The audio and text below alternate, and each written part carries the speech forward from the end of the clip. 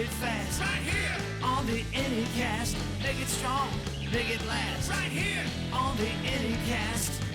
All right, everybody, welcome. I am here today with Elsie, who is it's fair to say, a podcast legend at this point, or certainly a podcast OG.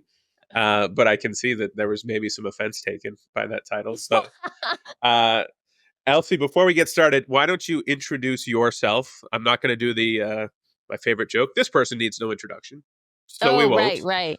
Oh my God.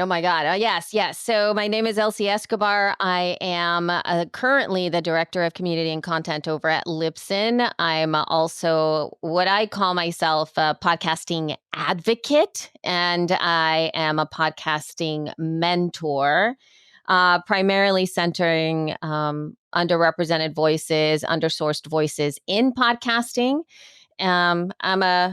And I've been in the industry since 2006. So I started doing a yoga podcast back in the day. So innovative to teach a visual class with your mouth. And from then on, I just dove into the industry. I've also been inducted into the Podcasting Hall of Fame, which was a fantastic thing that happened in 2017. And goodness gracious, almost, I guess, 20 years into an industry. That's a lot of time to be doing the same thing, I think. It is. Tell me about it. You're 22 of running CacheFly, so I'm feeling however you feel. That's also how I feel. Oh my God. Yeah, I know. It's such a long time. Like before, it seemed like, oh, podcasting hasn't been around for so long. Oh, and now it's pretty not that. We've been out there. It's like being an FM radio station in the 80s. It's like, actually, this has been going on for a little while now. Actually, this exists. Yes. Yeah, for sure. Well, I'd love to dive in just on what you said there, because I'd love to learn more. So what does being a podcast advocate look like? And start with there. And then I'd love to get into the underrepresentation as well. Yeah, so it's not even a podcast advocate, it's a podcasting advocate. And I see that in the sense that we always have to talk about podcasting, meaning podcasting, what it is, not necessarily my shows or my podcast, but that I feel as podcasters, we tend to take for granted that everybody knows what this thing is. And thus, we need to get better at sharing what a podcast is, understanding what podcasting as a whole is, and then telling our people about it. That's from the podcaster side of things. And the other side of things, it's also, I feel, a responsibility of all of us, and I do this as much as I can in either in real life, online, or however, to talk about podcasting, to talk about how amazing podcasting is, what it can be used for, what are the benefits for people, not necessarily to talk to our own folks, of course, but to reach a larger audience.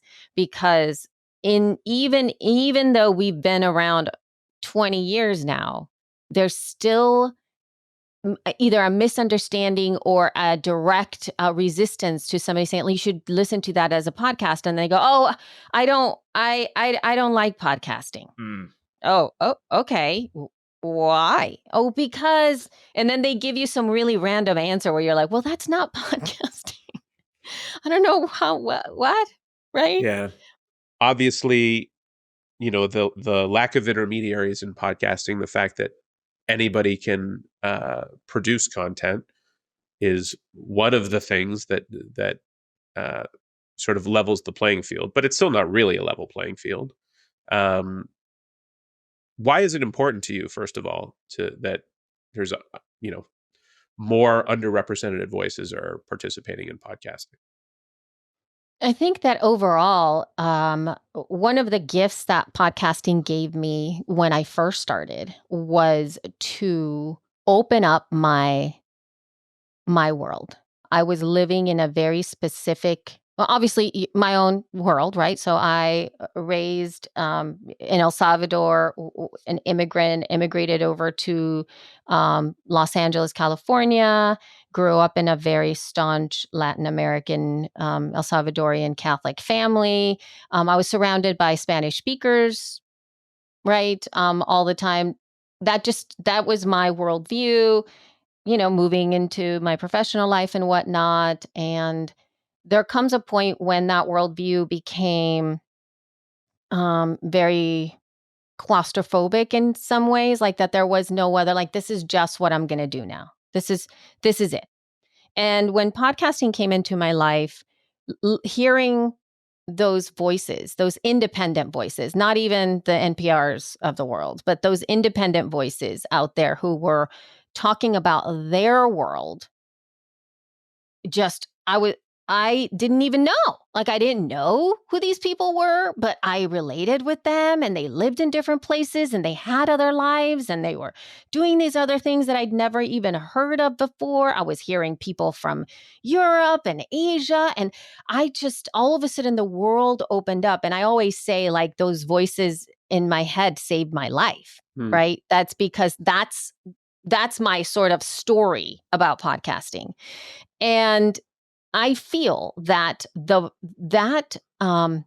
voices that you often don't hear, literally the voice, not even humans speaking, like, how sometimes voice and is different, but the actual sound of people's voices in your ears, when you are not exposed to accents, to ways of thinking, to vocabulary terms, to all of those things, you don't see where they line up. And what I saw was, wow, I'm having a really hard time understanding what this person is doing, but I do know that they're talking about when their mother passed away, and I can relate to that.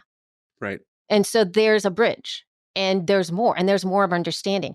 Oh, yeah, they're going through this in, insert country I've never visited before. It's the same as what I'm going through over here. I had no idea. So that just allows for that connection.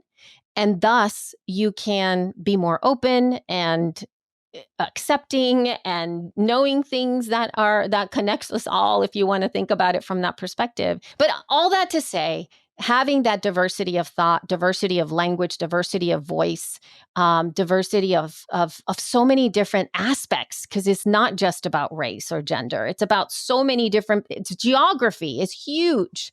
Being able to hear outside of the people on the coasts, right? Outside of those hubs where all of the podcasts are. That's just so important as well. Where are we going to be in podcasting in, the year 2029? I think podcasting has a way of reaching the right people, tapping into the right innovators, into the folks who are rebels, into the people who want to do things their way, into the ones that have their pulse on what's coming. And they inherently will recreate the medium to be reflective of that, whether or not the media itself, the legacy models, if you will, ride that same boat is different, right?